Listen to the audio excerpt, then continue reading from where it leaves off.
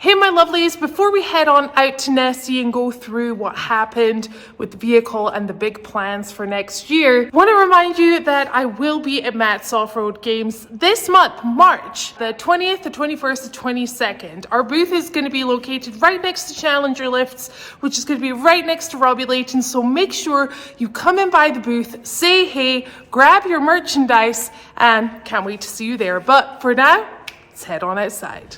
Okay, we have Rob here and we're going to take you through kind of what happened to the car and what our plans are for this year. But hello. What's up, everybody? Yeah. How are you all? I think That's they're good. Terrible. I'm definitely keeping that in. No. It's happening. Nessie hasn't been washed or anything like that. Also, it's the time of day where the sun is hitting really weirdly, but we have been chit-chatting for a good couple of hours out here. I'm going to spin you guys around and we're going to kind of take you through what happened to Nessie, the small things that need to be done, what happened during the race. Yeah, we're going to tell you our plans for this year. Obviously, what took us out was the winch line. There's a bolt in there that holds the winch line in and it dropped right in the middle of jackhammer. Yeah, as we needed the winch. Very much so. Very much so. Also, the reason why we didn't continue and cross over that finish line is because we were heading into the last 4 rock trails of the race that are horrendous and just get worse and worse, and you need a winch line. So we're gonna start from the bottom, work our way up, and then to the back. Move back. Well, first of all, good old diff. Yes, diff leak. Well, of course, because we did nothing but ram into rocks for half the day. Would I like new axles? Fab axles. Oh my gosh, but they're $1 million. So that, I don't think that is going to happen this year. Probably next year though. Hopefully, fingers crossed. Everything really held up so well. You saw us put this, install this tie rod on the lake bed, and thank goodness, to be honest with you, because this really got a lot of action right here. The pitman arm, I was really worried about this also. I really wanted to build a guard like Ben has on his, but I just didn't have the time, so I'm happy that that was actually okay there. Let's see, under here. We were on lap 2. Yes. It was lap 2. So lap 2 going into the desert, and I'm calling out a turn, and I count down the turn, and Holly continues to go straight. She says, I don't have any power steering. So we came into the pits, main pits, and Steven Watson, he had told me, I think your power steering cooler is leaking. And he actually gave me this union. He said, if I'm right, you're gonna need that. And boy, was he right. We needed that. So she lost power steering. So I jumped out of the car, got the union, disconnected the lines from the cooler, and basically just bypassed the cooler and just connected the lines. Probably not great for the heat in the power steering system, so we need to go through that and just kind of make sure everything's good to go with the pump, do an inspection on everything, change out the fluid because it's probably a little burnt. Sure. We topped it off a couple times, but we did. We'll have to go through all that and figure that all out. Okay, so really the next thing in the front is we melted a spark plug wire. We were on jackhammer, it was nighttime, and all I heard was Rob say, there's something sparking! There's something sparking! And of course I couldn't hear them. I'm like, what? I can't hear you! I think that's all I said to him for like a good wee while. He kept laughing. All day. What? I can't hear you. And the messed up thing is I actually bought a specific radio so that when he was out of the car he could put that into his helmet and I would be able to hear him, and we forgot to take it with us. But we have it for next time. So the spark plug wire, I keep saying spark plug and stopping there, but the spark plug wire, that was kind of doing a thing. Yeah, it popped off. The wire popped off the spark plug, and it was starting to get dark, and I heard the ticking. So I looked in the engine bay and I saw the spark. So I was able, thank God I had my race gloves on. Those are pretty heat resistant, but it was pretty hot up in there. Yeah. But I was able to pop it back on, and it solved the issue enough, but it needs to be addressed now. Now we're going to take you kind of to the back of the car and tell you what we're thinking of doing. So when I'm sat in my seat, I'm sat really upright. With my back and whatever's happened, it's just not comfortable. Also, I drive 2-footed. Well, I was riding the brake most of the time because I'm so squished in there that my foot needs to be there. Because if I just relax it off to the side off the pedal, if I need to brake, I'm not getting there in time. So we did as much as possible. Kevin Jones did come and he worked on those pedals for me, and the pedals are perfect. The seat just needs to go back. So here is what we're kind of thinking. So, like you had said, you were riding the brake. We came into main pits and the brakes were on fire. We had to even give them a minute to cool down. We did. Which gave us a moment to gather ourselves. By the way, what did you do in that moment? Did you eat or drink anything? I did. I had a banana and some water. Wow. That's about it. I think I did the same, but Rachel fed me. I don't know why she fed me the banana. I do have hands. They did work, but I mean, it was nice. I also went to the bathroom. Not in my seat this time. I went to the actual bathroom. It was great. The foot position is okay. So Holly and I have discussed, and the location of the pedal is okay. The problem is that her legs are scrunched up, so that's always pushing pressure, even if she doesn't know it, Apparently. on the pedal. Yeah. So the solution is basically moving this B-pillar back, which means there's lots of components that also need to be moved. So our first thought was maybe we do have some room back here. We could just move a little bit, but that's not really going to line up where we want to put the B-pillar at. I do want to preface this and say we are going to double check the rules, because we need to make sure that we can put the B-pillar on a bend on the tube right there. So we are going to do that first. Before anyone starts coming in and going, you can't do that, we are going to double check that. The thought is for us to take this B-pillar and basically move it back into this bend, if the rules allow that. If the rules do not allow that, then we're going to have to remake this entire, the A-pillar, the roof bar, all the way back to the C-pillar. No. And we'll have to extend that back further in order to get our B-pillar and bulkhead. So it's not just this bar, it's this entire X which creates the bulkhead. Yeah. So that one that you can see right in here, all of this pretty much from here is gonna have to shift back. Everything's gonna have to shift back. It has a knock-on effect with everything. So by moving the B-pillar and bulkhead rearward, I'm thinking around 8 inches. That's, just kind of throwing out some numbers from what I'm thinking, but that'll allow us to move the seat back, and then she can keep her legs basically straight. We can create a dead pedal right beside the brake pedal to where she's only moving her foot like this. I'm already excited. And honestly, I would have gone a little faster through the desert if I was more comfortable and sat a little further back. So this is the whole idea. When you're sat in a car and you're really comfortable and you're driving across country, or you have like a 2 or 3 hour drive, you tend to go a little faster and you kind of catch yourself and you're like, oh, maybe I should slow down just because you're comfortable. I'm just not that. Now, when we first started building Nessie, it was so important to get this seating position, and we spent a lot of time on this. What we didn't realize is that the firewall had to be straight behind. So we had the seat in a great position. You'll see the picture right here.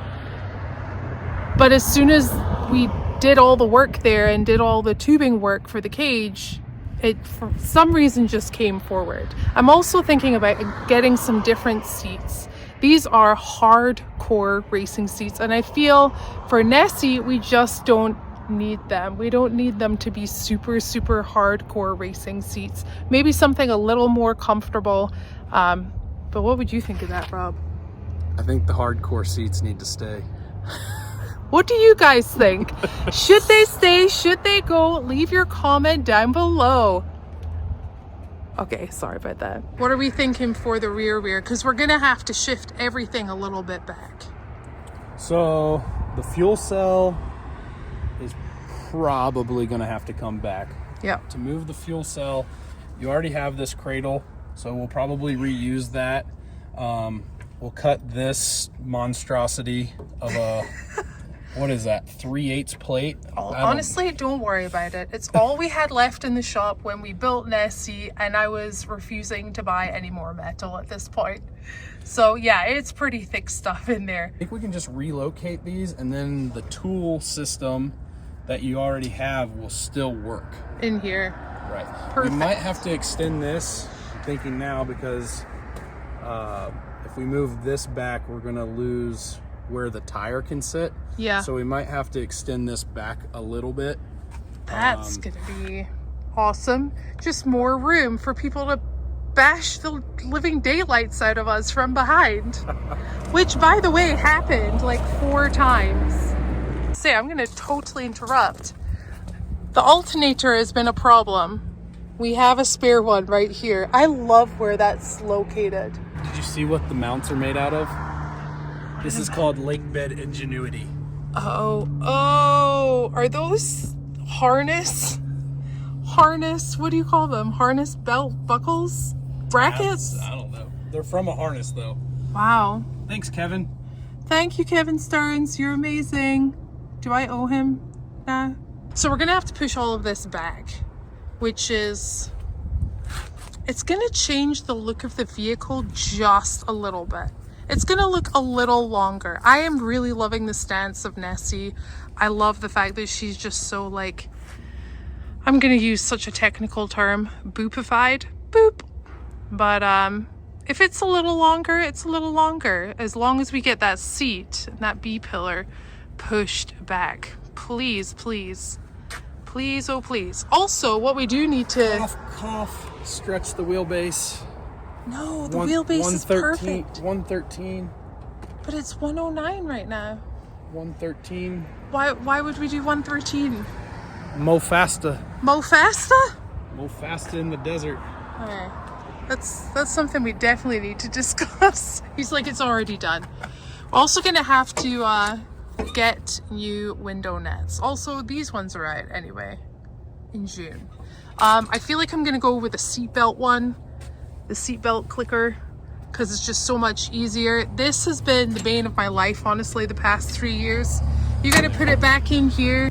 I keep losing the ball on the front of it. So this was like all over the place. Your one is pretty stiff over there. Yeah, it's stout. Gosh, who did that? I did that. That's kind of our plan for the vehicle itself. That obviously takes time, which seems to run away with us. But the plan is to get that done during the year and then head out to Johnson Valley a couple of times.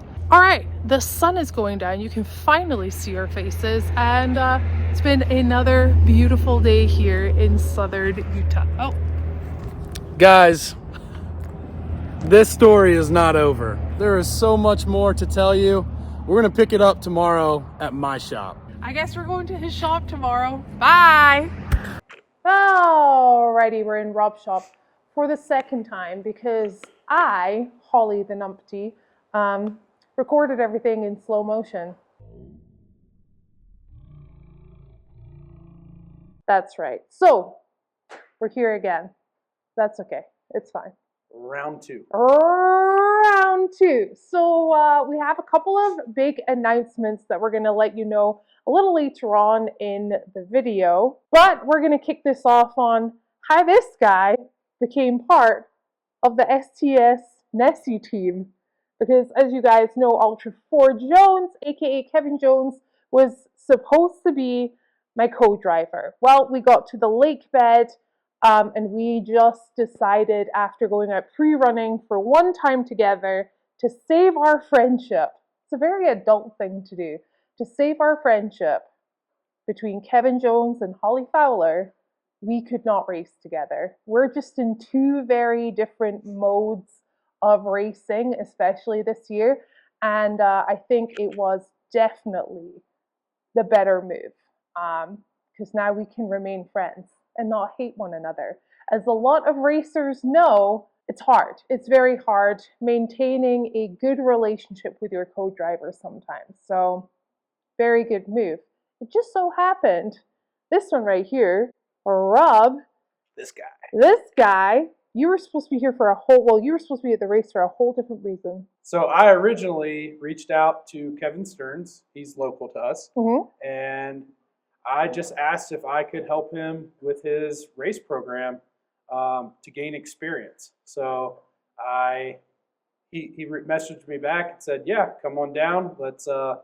I'd love to have you help." So I started helping on the car. I think I did that about 3 or 4 months, maybe leading up to KOH, maybe longer. Yeah. I don't know. And then I was planning to go out and help him pit at KOH. Showed up on the lake bed, and Kevin said, "My stuff's good, but Holly could definitely use your help." Wasn't wrong, yeah.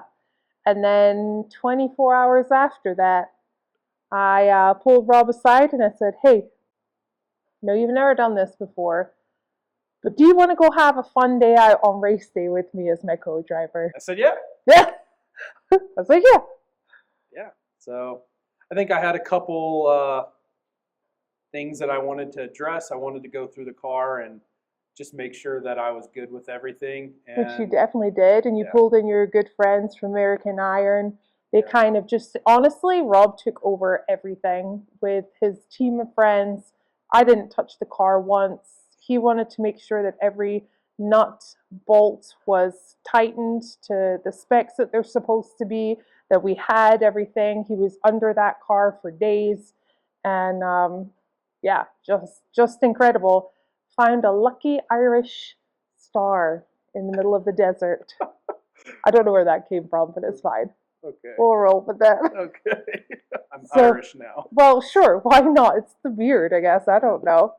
So we're now kind of dedicated for definitely the next year or two with working together. And I'm super stoked. The fact that the seat is going to be filled with one person and one person only makes me very happy. Yeah. So thank you. Yeah, I'm glad to do it. It's a great opportunity. We got another seat time syndicator over here. Syndicator. Syndicator. Sure, why not? We'll roll with that. I'm just making up all kinds of words. It's a Hollyism. We should really start a Holly dictionary. All right, guys, so my background and how I fit into all this and how I'm a benefit to Holly is I have owned and operated my own shop since 2017, where I build Jeeps. So I specialize in Jeep builds and repairs, and plan to just bring that knowledge and experience to the team and help propel the team forward. And again, Rob's just started a YouTube channel. I'm going to leave the link in the description below for his channel. Go check it out. He just dropped another new video. So make sure you go check it out. Holly has spoken. All right, we're going to switch over to actually talking about the race. The race in general for me went fantastic. I had such a great time. I did nothing but smile or not talk and concentrate. But for most of the time, I smiled my entire way through the day and felt very comfortable with Rob, and just felt like we kind of really worked as a team. Yeah, I thought it was great in general. What about you? Yeah, same. I really didn't know what I was getting myself into.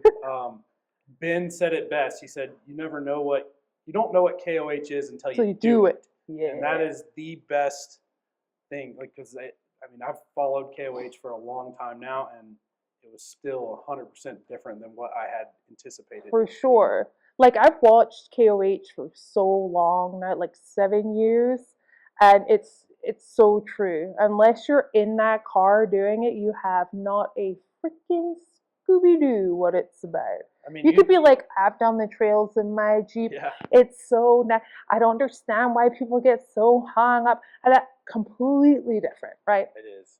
Like Really trail riding, I've done a lot of trail riding. And it is, when you're in it and you're focused and you're trying to do these things as fast as you can with as little mistakes, Yeah. without getting out of the vehicle with zero brakes, and it's just ongoing all day long. And trying to keep the car together. Yes. Yeah, it's completely different world. It is. So really lap 1 was pretty, I'm not going to say easy. Lap 1 was good. It's the desert loop. There's really nothing too crazy. There's a couple of rocks here and there that you have to kind of slow down for a little bit. That's why, honestly, touch wood, I've not busted a tire, because racers out there will say, I'm not going fast enough. Well, you're correct. But I just want to make it through the desert lap and really save the car for the rocks, because that's where you need to work it the most. But the first lap I thought was really good. It was a very quiet lap between us. We had to check in a couple times. Yeah, he'd be like, radio check. And I'm like, and he's like, radio check. And I'm like, oh, hey, sorry, just concentrating. Yeah. But for the desert lap, yeah, it was fun. It was cool. It was just kind of, we're cruising it, and the car did good. I think the suspension adjustments that we made a huge difference for comfort. There's still a lot that can be done to even go faster and be much better, but for what it was, I was pretty happy with it, and I think we were comfortable, really. Yeah, really comfortable. Came into main pit where the brakes were on fire, because we told you guys before and explained that I was just riding that brake the entire time. Hopped out of the car, actually went to the bathroom. Not in your suit. Not in my suit this year. It was way better. I liked it better. Ate a banana. Yeah, you ate a banana. I had a banana. Had some. Drank some water. Yep. And then back in the car we went. You have to do the desert loop again before getting into the rocks. We did have a little moment where he had to jump out of the car. So at main pit, Steven had given me a union saying that the cooler was going to fail, and it did. And we come up on a turn. I start calling down the turn. Holly blows right past the turn. I said, Holly, turn. She said, the car's not turning. So, yeah, she couldn't get the wheel to turn with the speeds that we were going, and really, it was soft sand, super soft. So I was like, all right, the power steering's gone. So jumped out, put that union, bypassed the cooler, and topped it off with Sweatco, and we were on our way. Yeah. And then honestly, I feel like we were going at a pretty good pace. We kind of lost everyone in the rocks for a while. We hit the rocks with everyone. People were on their lids. Guys were walking shirtless away off the course, eating their jerky. Like it was craziness. It was like some Mad of those Max. canyons. That's what it reminded me of. Yeah. Like we're going through, and like you just see car flipped over here, tires and tools over here, and it's like you're just seeing all this carnage go by you. Yeah, co-drivers sweating, like trying to get the cars to get over giant rocks or fix things or whatever. So we kind of managed to like break loose from everyone. Then we were in the rock section a while by ourselves, turn a corner, and there they all are on Jackhammer. Yeah. Yep. We got to Jackhammer probably around I think 5. Yeah, I think about 5. So 6 o'clock was the cutoff time. We already knew that we weren't going to make through the last 4 rock trails in an hour, especially with the carnage that was going on in front of us. But we were going to continue until we crossed that line. And I think we probably would have made it latest by 9 over there. If we kept the pace that we had been going, we got into a groove there, and we were picking through the rocks and stuff pretty good right after Chocolate Thunder. I can't remember that trail right there. Something alley. Yeah, Laser Nut Alley. Laser Nut Alley. We picked through there pretty good. then we got to jackhammer, and it was a mess. And we lost our winch line. Yeah. Rob was very hurt. Yeah, I was. He was hurt, and it took me a minute. I had to remind him, you weren't racing. You're not in a full race suit. You're racing King of the Hammers, for goodness sake. And we got 20 miles before the finish line. Like, you gotta be happy. And the car's fine. The car is completely fine. Like, if we had flipped lid, if we had had like a disaster brake, if snap an axle in half, something, Ben, something like that, then I understand a little frustration. But you know, it's one of those things, though. I think I've done it for the past 2 years, and I think I was just happy to actually get into the rocks as far as we did, and I was just happy and super thankful. You know, even though I wasn't happy the entire time, I was crying like an absolute baby. Only twice. The second time was funny. I feel like I was very dramatic. Get these harnesses off me. Get that off me. Why can't I get my harness off? Puke in your helmet. When you started talking to yourself, Holly, do not puke in your helmet. Yeah. I was laughing. Next year we have to get you in cab. Yeah. Everything. Audio, camera, the whole shebang. Oh man. I swear we could be on a comedy program with that stuff. But all in all, really, really we'll good race. The mic or the radio outside the car so you're not screaming, I can't hear you the whole time. Yeah. That happened. The whole time. Holly bought the radio. We forgot the radio. Professionals. Okay, one of the big announcements is we just found out there's some new rules if you want to race King of the Hammers 2026 and onwards, and that is you have to participate in another race this year. So we've decided to hit the earliest race that we could possibly do. No, not the Mint 400 that just passed, which is funny because when we found this rule out, Rob called me and said, why do we do the Mint 400? I said it's in 4 days. That's why we're not doing that. So the next one is... I don't think it counted either.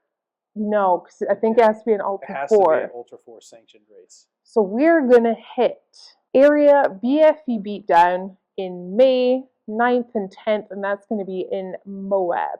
Now the reason why we're doing that race is so that we can get the car qualified to run 2026. Yes, KOH. Exactly.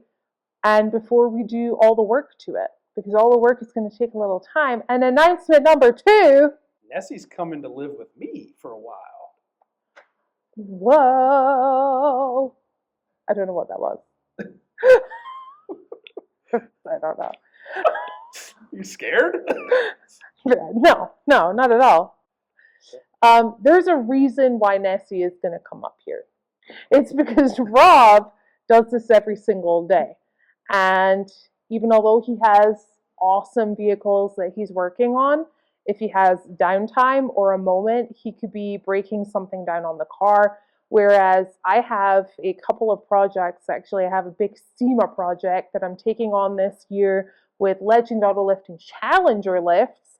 I'll be building their vehicle, which you guys are going to see across a number of channels. I'm kind of managing the whole thing. It's going to be really cool, and I'll tell you about that in a different episode. But I have, the lift is taken in the shop for me. So yeah, and I won't be able to work on it until later, which is not going to work for us time-wise. So, because we do want to get, when do we want to have the car like put back together by? Because remember, we are planning on going to Johnson Valley a good couple of times before King of the Hammers. I would say no later than November.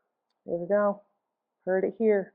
No later than November. That gives us a couple months of testing and tuning.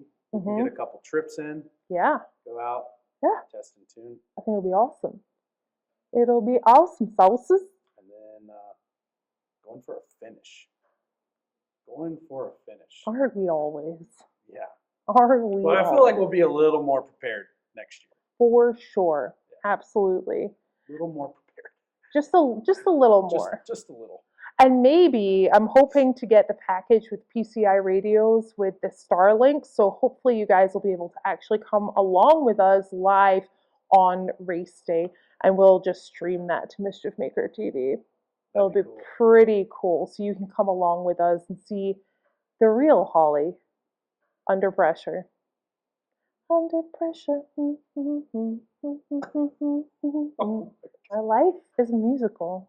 Okay, so you guys are going to be seeing Rob a lot more on Mischief Maker TV, but also remember to head on over to his channel. Tell everyone your channel, where they can find you, your Instagram, what you do, like Mayhem Monday, Tech Tip Tuesday. Tell them all about everything. So Instagram is AB Offroad Rob, and then YouTube is Adventure Bound Offroad. I have been hitting social media quite a bit harder than what I've been doing in the past. I got my buddy Mike helping me. There's no way to do this stuff on your own and keep up with that type of work and that type of work. So it's definitely two separate jobs. So Mike is really helping me out, and I'm hoping that it's just going to get better in time. Heck yeah. So remember to check in on his channel. Again, link in the description below. And yeah, I think that is all we have for this. We've covered Nessie, what she looks like now, what we're going to be doing to her, what the race was like for us, what next race we're doing, what our plans are for 2025 / the beginning of 2026. Adding to 2026. Yeah. We're doing the whole series. Looking to do the whole Ultra Force series. Just have to get these sponsors. You got to work on it, you know, because this stuff is expensive. It's expensive to race. So anyone who does this full time, when people are like, oh, you must be so rich, you have so much money. No, we're all grinding to get this done, but it's in our blood, it's in our minds, it's in our hearts. It's a passion. It's a fire. It's passion. It's like anything else. A lot of people think that, I'm only saying this because I was one, oh, opera singers are so rich, look at them just singing on stages. No, most of them, in fact, most of the people that I know who still do it, like live in their cars or live in youth hostels and they bounce around, but it's a passion, man. And you got it, you got it. And when you're doing something that's your passion, it doesn't feel like work and you love life. So I tell everybody I go to bed tired, not miserable. I like that. And on that note, we out.